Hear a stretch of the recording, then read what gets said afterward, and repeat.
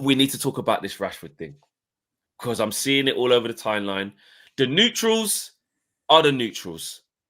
The rivals are the rivals. We leave them over there. The media is the media. I'm talking about us, United fans. That's what I want to talk about. Because the other I couldn't care less about. We predicted all of it. We predicted all of it from the media. We predicted all of it from the rival fans. The same rival fans that are saying he's cooked. He's a kid feeding the kids. He's rubbish. Wouldn't have him at us. He's rubbish. Now they're all doing it, whatever. But we need to speak about it in terms of in our house. Okay? Rashford revisionism. Discuss. Well, you know what's crazy? I was at the pod and then someone comes up to me and says, look what Rashford just did. And it was like that little the assist when he cuts it back. It was the Rashford special. Yeah. It's the Rashford special. Did a Rashford special. He did do a Rashford special. And when's he ever done that before? I felt like I looked at. Obviously, you can't cast your patrons because they're there to support the team. I was like, loads of times. He just did it from the right hand side, didn't it? He did it. He cut it from the right hand side. He cut it from the right hand side, and I thought, okay, this is not new. We've seen the Rashford flip flap. How many times has Rashford taken someone to the? It gets close. The defender the defender gets too tight. See you later. Rashford's gone. Yeah, he's done that loads of times. Yeah, it's the Rashford special. We should call it the Rashford special. To be honest, it is. But then that's if, like, people are forgetting we've seen Rashford score.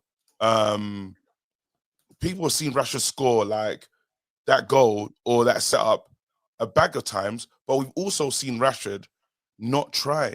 Now, well done for Rashford in that moment. Really good. We like to see that. Let's get the value up. But the issue with Rashford that we're having is those performances are few and far between. And also, sometimes he just doesn't, not he's a bad player, he doesn't want to be here anymore. And that's what you have to understand. The easy part of Rashford is a good player. He's just tired of Man United. So, his channel again talking about Rashford, even when he's not playing for United. Shameful. Shut up. Like, you idiot. You idiot. That's what I'm saying. That's the stuff there. That's what I'm talking about. He's still a Man United player. You can't talk about our greatest ever goal scorer said.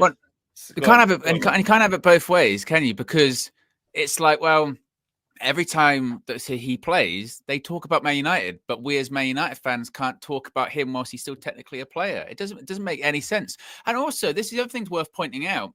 Like, well, there's two things. One, if you're going to completely wax lyrical about him last night, for the first PSG goal, he actually gave the ball away, right? So, you talk about the negative, talk about the positives. Secondly, him playing well last night was why he left on loan in the first place, because he's not playing well. He's not featured in the squad.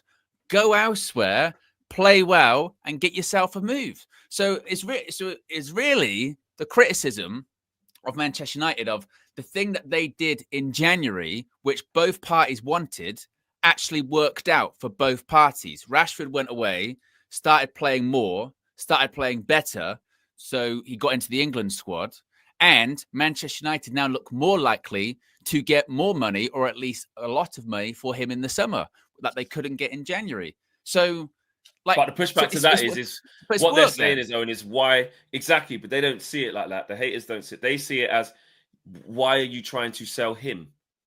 They're missing the bit that what do you mean? Relationship. So basically, what Owen's saying is 100% right. Yeah, of like, we both win now. Like, we wanted to sell Rashford. He doesn't want to be here anymore. We need to get him out of the club. He wants to get out of the club, and we need to raise the money. Like, he needs to start playing good again. Well, and also, he's playing better, which he hasn't done for like 18 months. Right. And the reason he's playing better is because he's somewhere else. He's somewhere else. Right, exactly. So what I'm saying is, my point is that Owen's 100% right, but I'm saying the people that are cussing us, or the people that are like,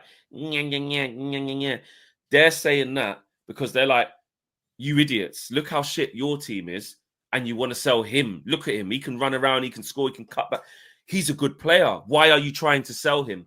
What they're missing is the whole context around a decade, basically, of Marcus Rashford at Man United that we've seen of inconsistencies that has ultimately led to the player actually physically wanting to not be there as well. Like, he doesn't want to be there.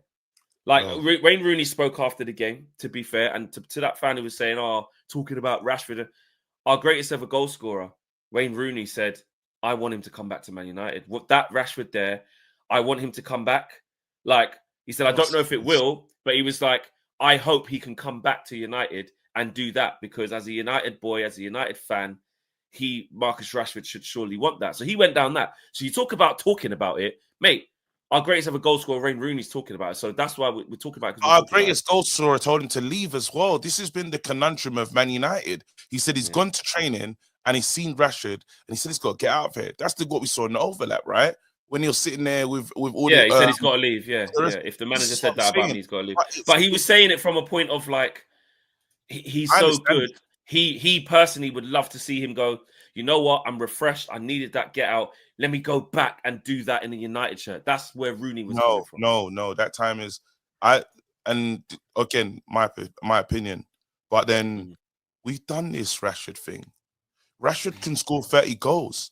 We know Rashford can score 30 goals in a calendar in a season. Sorry, not in all competitions. Now we know that Rashford exists, but we know the other Rashford.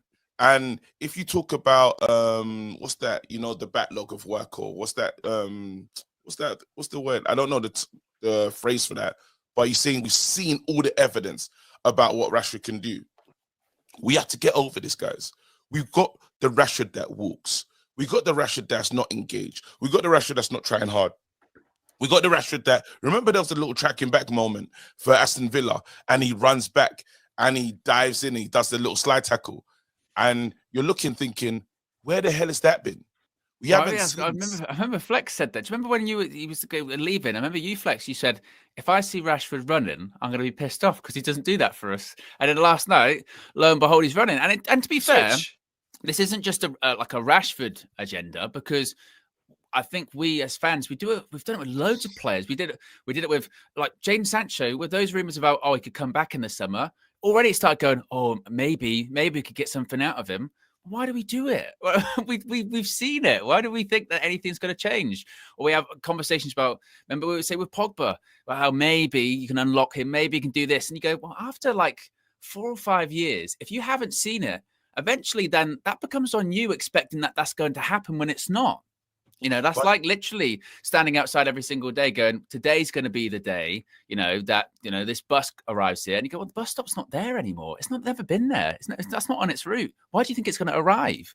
Like, that's the same when it comes to Rashford. Oh, this is the time we'll get out of him. Oh, this is the time we'll get out of Sancho. And you go, well, no. So I looked at last night as everyone won. Like everyone won last night. Rashford's playing better. He's playing for England. It was a big Champions League night spotlight, and people are talking about him positively. Even though Aston Villa went out the Champions League, they're asking Unai after the game, is he still going to do the 40 million? He's like, well, we'll have to see. Clearly, they want to do it. And if they don't, someone will take him. But if he was at United still, and what was happening at United with him was still happening all the way through the rest of this second half of the season, we'd be going, how'd you sell him? How'd you get rid of him? What's going on here? And he's not running, he's not playing. There'll be no stocks. It's like moving someone out of a bad area because they're involved in badness, Then they move to Dubai, and everything's wicked. They've got a wicked job now. They're doing everything. They go, see, look at him thriving. Should bring him back, mate. What are you talking about? Like this environment that, fair enough, if it's toxic at Man United, all this stuff, but it's bigger than that with Marcus Rashford. And these are the things that the rivals, which I don't expect them to, because they don't. Like, we don't go that deep into other people's clubs, innit? So they don't watch every single game. They don't watch every single game. They don't know the bigger context that's going on. They don't know the in-house stuff that's going on.